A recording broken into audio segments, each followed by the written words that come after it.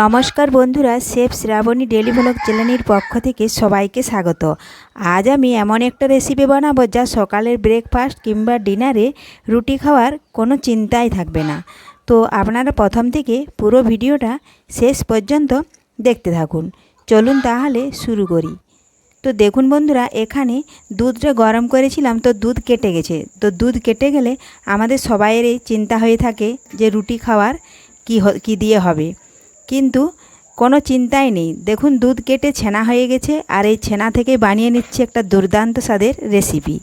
তো দেখুন এখানে কাজু বাদাম পোস্ত বাটা নিয়েছি, আর এ দেখুন ছোট্ট ছোট্ট আলু আমি কেটে ধুয়ে নিয়েছি।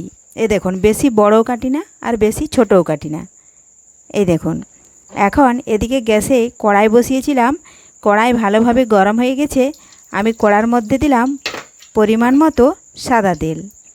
তেল একটু ভালোভাবে গরম করে নিচ্ছি, আর গরম হয়ে গেলে দেখুন এইভাবে আমি কড়ার চারপাশে একটু খুরপি দিয়ে লাগিয়ে নিলাম। এখন এর মধ্যে আমি দিয়ে দেব ওই ছোট ছোট আলু কেটে রেখেছি, ওগুলো একটু আমি ভেজে নিচ্ছি। এই দেখুন আলুগুলো দিয়ে দিলাম। এখন দেব আমি লবণ ও হলুদ গুঁড়ো, একটু ভালোভাবে ভেজে নিতে হবে। এই দেখুন লবণ দিয়ে দিয়েছি, এখন দিচ্ছি আমি পরিমাণ মতো হলুদ গুঁড়ো। এখন হলুদ আর লবণ ভালোভাবে আলুর সাথে মিশিয়ে আলুগুলো একটু নাড়াচাড়া করে আমি একটু ভেজে নিচ্ছি। যদি কোনো বন্ধু আমার চ্যানেলে নতুন হয়ে থাকেন তাহলে চ্যানেলটি সাবস্ক্রাইব করে বেল আইকন অলে সেট করে দিন সবার প্রথমে আমার রেসিপি পেতে। একটু লাল লাল করে ভেজে নেব।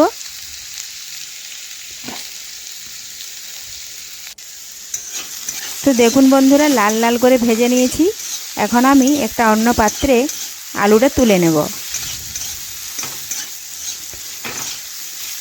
রেসিপিটি বানানো খুবই সহজ, একবার দেখলে আপনারাও বাড়িতে যে কেউ বানিয়ে নিতে পারবেন। আলুগুলো ভেজে নিয়েছি, তুলে নিচ্ছি। এখন তোলা হয়ে গেলে কড়াই আবারও সাদা তেল দিলাম। তেল ভালোভাবে একটু গরম করে নিচ্ছি, আর গরম হয়ে গেলে দেখুন আমি এটা নিরামিষভাবে বানাবো, এজন্য আমি দিচ্ছি দুটো তেজপাতা আর দিলাম গোটা গরম মশলা। আপনারা চাইলে পেঁয়াজ রসুন দিতে পারেন।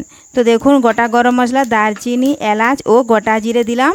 এটা একটু ভাজা ভাজা হয়ে গেলে দেখুন আদা, জিরে, গোলমরিচ বাটা, হলুদ গুঁড়ো, লঙ্কা গুঁড়ো, লবণ দিয়ে দিলাম। মশলাটা একটু ভাজা ভাজা করে নিলাম। মশলা একটু ভেজে নিয়ে এখন আগে থেকে যে আমি ছানা কাটিয়ে রেখেছিলাম, কেটে গেছিলো দুধটা, ছানা হয়েছে, সেই ছানাটা দেখুন আমি ভালোভাবে জল ঝরিয়ে নিয়েছি। এখন ওই ছানাটা দেখুন মশলার মধ্যে দিয়ে দিলাম।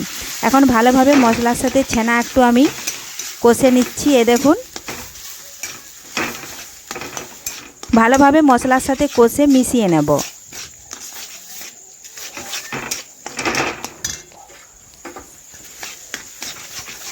এই দেখুন বন্ধুরা বেশ কিছুক্ষণ ধরে এটা আমি কষে নিলাম।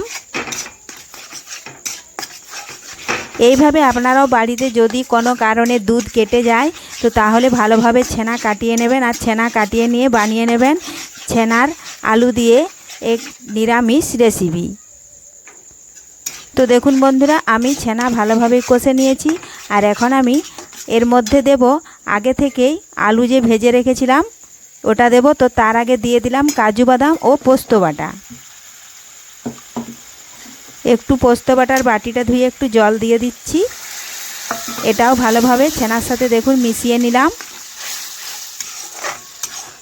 আর এটা রুটি, পরোটা বা লুচি দিয়ে খেতে এটা দুর্দান্ত স্বাদের হয়। নিরামিষ দিনে এই খাবারটার জুড়ি মেলা ভার। এই দেখুন ভেজে রেখেছিলাম আলুগুলো এখন দিয়ে দিলাম এর সাথে। আলুগুলোও ভালোভাবে একটু কষে নিচ্ছি।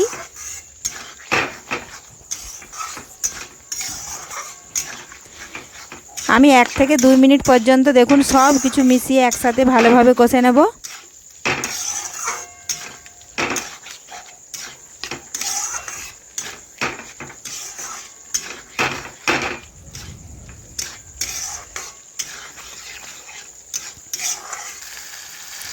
তো দেখুন বন্ধুরা কষানো হয়ে গেছে।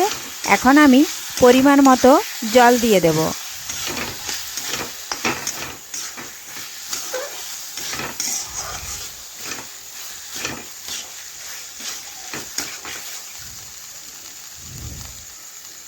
এই দেখুন পরিমাণ মতো আমি জল দিয়ে দিচ্ছি, তাতে আলু ভালোভাবে সেদ্ধ হয়ে যাবে। আর আলু ভালোভাবে সেদ্ধ হয়ে গেলেই এই তৈরি হয়ে গেল ছানা দিয়ে আলুর নিরামিষ তরকারি।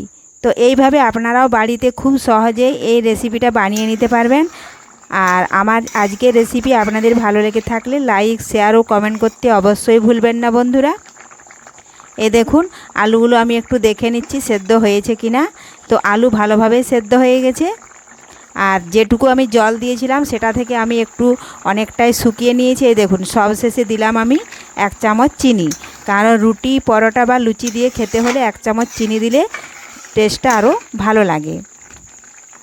তো আর আমি শুকনো করব না, দেখুন এটা নামিয়ে ঠান্ডা করে নিলে আবারও একটুকু শুকিয়ে যাবে। তো এই দেখুন আজকের মতো এখানেই শেষ করছি। ধন্যবাদ। ফিরে আসছি আবারও কোনো নিত্য নতুন রেসিপি নিয়ে।